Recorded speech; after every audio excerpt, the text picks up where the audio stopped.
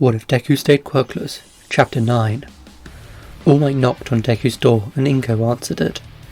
Him and Aizawa had already gone around the majority of the other students' houses and had gotten their permission to put the kids in dorms.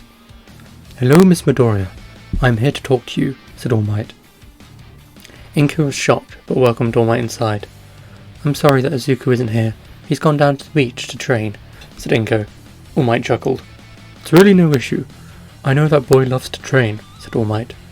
"Yeah, sometimes I think he loves it too much," said Inko. The two sat down at the table. "As you know, we're all planning to put the students into dorms," said All Might. "Yes, I got the letter. It's fine with me." All Might, before you go, can we talk?" said Inko. "Of course, ma'am," said All Might. "What do you think of Izuku?" said Inko. "I'm not sure what you mean. He is my student and is incredibly strong. An incredibly strong hero, especially for being born without a quirk. What he is able to do is incredible," said All Might. Inko was quiet. "Was that not what you wanted to hear?" said All Might. "I don't know. I'm so proud of how strong he has become, but it feels like he lost some of what made him along the way. We travelled all over the world and trained with the best masters out there. He fought in tournament after tournament against all manner of people, and I always cheered him on. I am proud, but I just worried if I should have stopped him at any point. And when I look at him now, with that red eye and that dark hair, he's changed, and I just hope he will be safe," said Inko. "He seems to be a good-natured young man. He does sometimes have a temper, but he knows that too, and is working hard to fix it. I don't think he made a mistake," said All Might. "There was this one period of time, though, Izuku had caught the eye of his master. He had Izuku train high in the mountains of Korea with him, and Deku would come home exhausted late at night. This kept going for months. He would leave before dawn and would come back long after dark. But one day, it was different. When I came back, he was already home and was in the shower. He had left all his stuff all over the floor. All Might, it was all weapons and knives and swords and stuff, but that wasn't it. His clothes were covered in blood. It wasn't on the weapons, so I don't think Izuku hurt anyone. And he wasn't hurt. But what could have happened?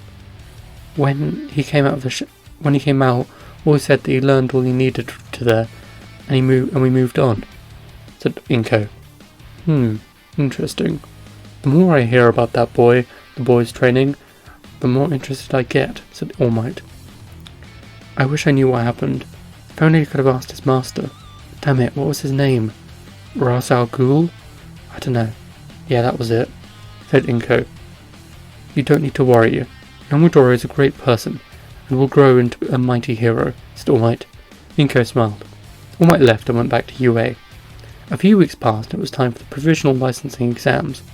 Class 1A got off the bus and stared up at the massive stadium. They walked in and got changed. A few minutes later, the exam started. Immediately, UA was pushed onto the back foot, but they were strong and refused to give up. Deku smirked. He had been waiting for a chance to see what his body's improvements could do. He jumped forward towards the enemy. Immediately, several of the opposition threw their balls at Deku, trying to eliminate them. "Okay, test drive time," said Deku. Deku took a deep breath and focused. His red eye pulsed, and Deku smiled. The doctor wasn't kidding when he said his body was improving itself. Even whilst running and dodging, Deku could accurately track and get a view of his enemy. His eyesight was so good that he could make out the seam on the opposition's clothes. Deku backflipped away from the ball, then jumped up, punching one, sending it straight into one of the other students' sensors, knocking him down. "Oh, this is great. I can keep track of things moving quickly even better than before. I wonder if my eyes can keep up with Ida yet?" asked Deku. As Deku talked, he casually disarmed several other students and knocked them to the floor. "Seems like a little more testing is required," said Deku. Deku scanned their sensors and quickly passed the test. The next part of the test was the rescue exam.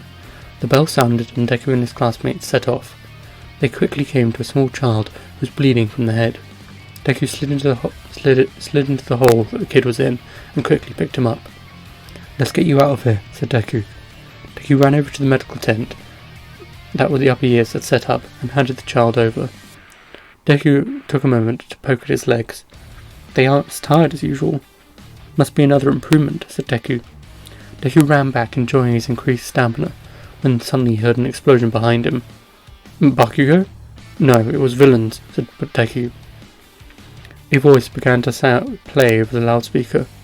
The villains have returned. You need to defeat them, whilst also rescuing trapped civilians, said the announcer. They're throwing a lot at us. I'm not complaining though, said Deku. Deku grabbed his binding cloth and jumped into battle. Gangwalker walked out of the smoke, surrounded by henchmen. So, who will be the first to fall, said Gangwalker. Gangwalker saw Deku standing on one of his defeated henchmen. Midoriya, said Gangwalker. You know me? Asked Deku. I do.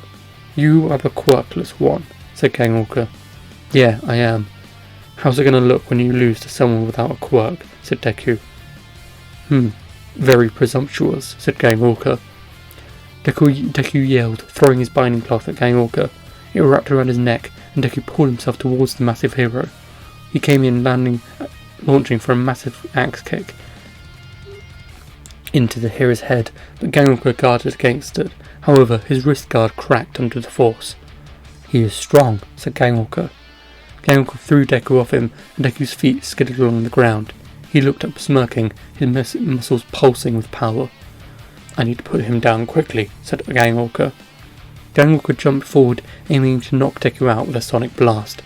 As the mighty hero approached Deku, Deku took a breath and lowered his stance. While Gangwalker was right on top of him, Deku used the full power of the water stream rock-smashing fist and launched a massive spin kick, kicking into Gangwalker's face. The sonic blast missed Deku, hitting some rocks to his side, and Gangwalker fell to the floor. What is this strength? Is it even human? Asked Gangwalker. I've been asking myself the same question recently, said Deku. Deku knelt down in front of the massive hero. He watched as blood flowed out of Gangwalker's mouth.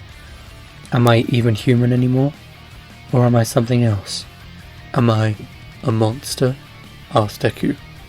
A smirk spread across Deku's face as Gangwalker's blood ran cold.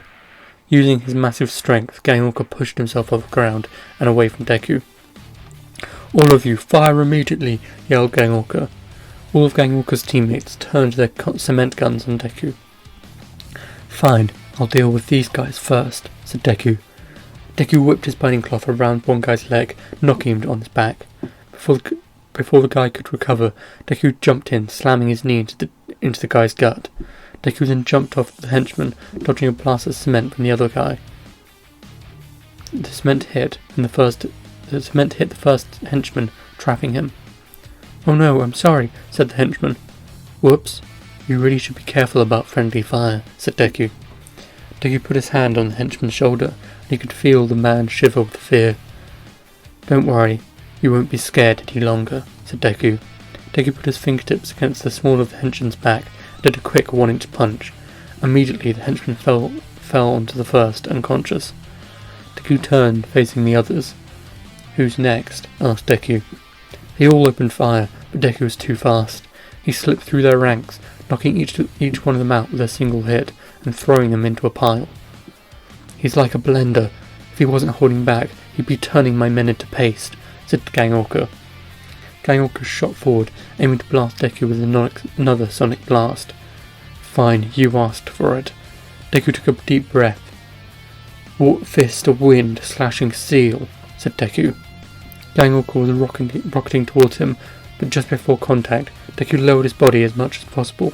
As the hero's massive body shot over him, Deku flicked his hand across Gangwalker's body.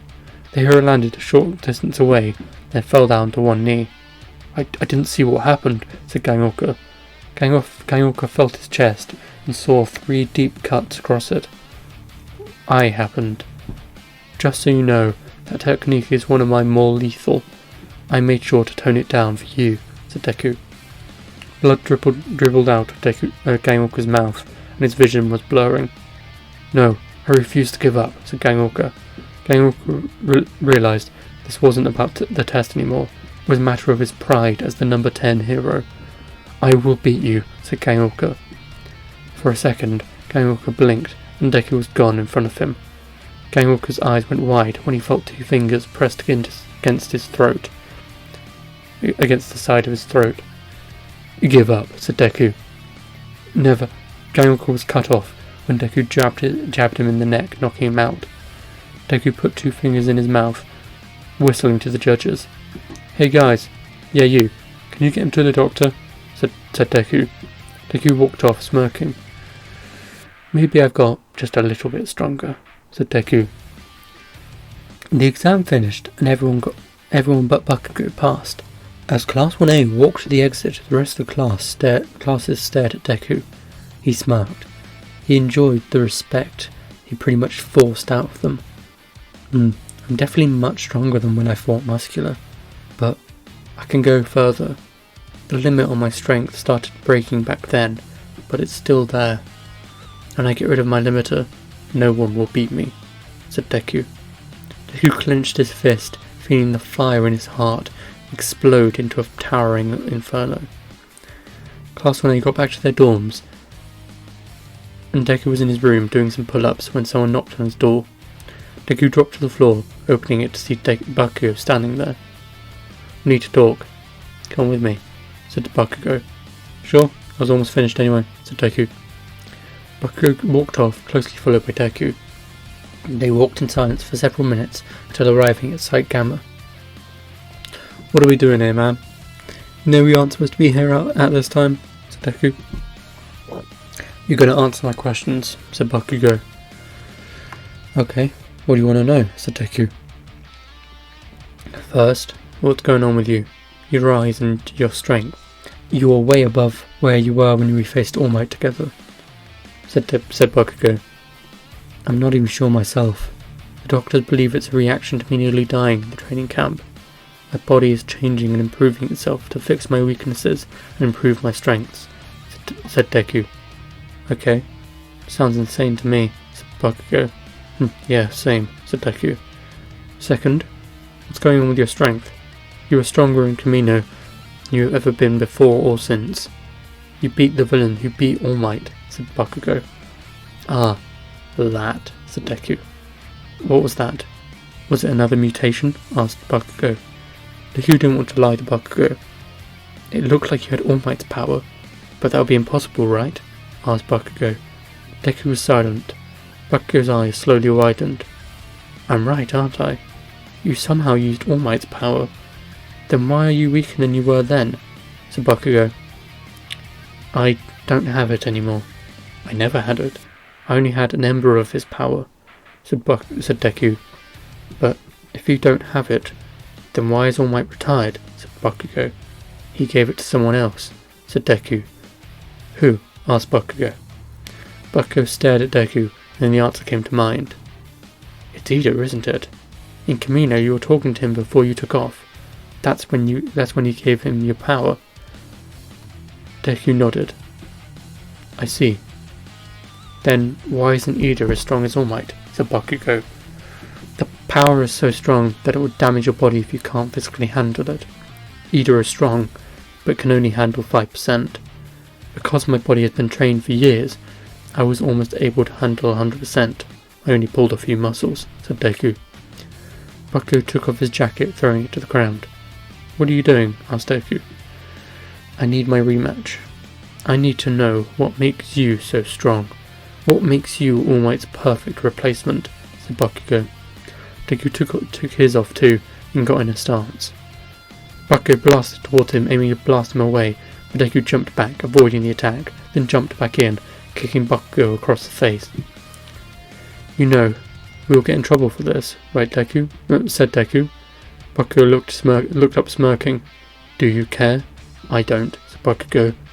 Bakugo blasted forward, smashing Deku across the face with a powerful right hook, but Deku countered by smashing his left into Bakugo's nose. The blonde hero staggered back, but Deku didn't slow down. He jumped forward, kicking Bakugo in the chest. Bakugo began to fall, but then fired his blast behind him, launching into a massive headbutt. Deku smirked as he felt blood run down his nose. You've got a little bit more bite than last time. It's a shame I don't have my binding cloth. I could show you a thing or two," said Deku. Bakugo wiped some blood from his mouth, then walked off to where he had thrown his jacket. He reached inside, throwing something over to Deku. The green-haired hero smiled, picking up his binding cloth. "Thank you very much," said Deku. Bakugo shot towards Deku, but Deku was ready. With a flick of his wrist, the binding cloth shot towards Bakugo, wrapping around his ankle. With a firm tug, Bakugo flipped over, landing on the ground with a thud. Before Bakugo could recover, Deku came in, launching his knee into Bakugo's gut. Bakugo was massively winded, but had put up his guard, protecting his face. "Water stream," said Deku. With sharp, powerful punches, Deku pummeled Bakugo's body, but Bakugo was still protecting his face. Suddenly, in a brief second in between punches, Bakugo lowered his hand and blasted Deku point blank, while still blasting himself away. Bakugo skidded across the pavement and staggered to his feet. Meanwhile, down the street, Deku was slumped against a lamppost. "Ow, that hurt," said Deku. Deku stood up, clicking his back. Slowly, Deku walked towards Bakugo. "This is over. You've lost," said Deku. "What are you talking about?" "I'm fine," said Bakugo. 3, 2, 1, said Deku. Bakugo's eyes went wide as he stared down at his hands. I can't feel my arms." "What did you do?" asked Bakugo. "Try and use your quirk," said Deku. Bakugo tried to blast towards Deku, but he couldn't activate his quirk. "What did you do?" asked Bakugo. "When I was hitting you earlier, I made sure to hit certain pressure points in your arms. For emitter-type quirks, like yours, there are specific points in your body that control your quirk. For you, those are in your arms. It took a few shots to find them." Bakugo looked down at his hands and arms that were now covered in bruises. "Like I said, you should give up." "I need to put him down before he recovers," thought Deku. "No, I refuse," said Bakugo. "I can't win in hand-to-hand combat.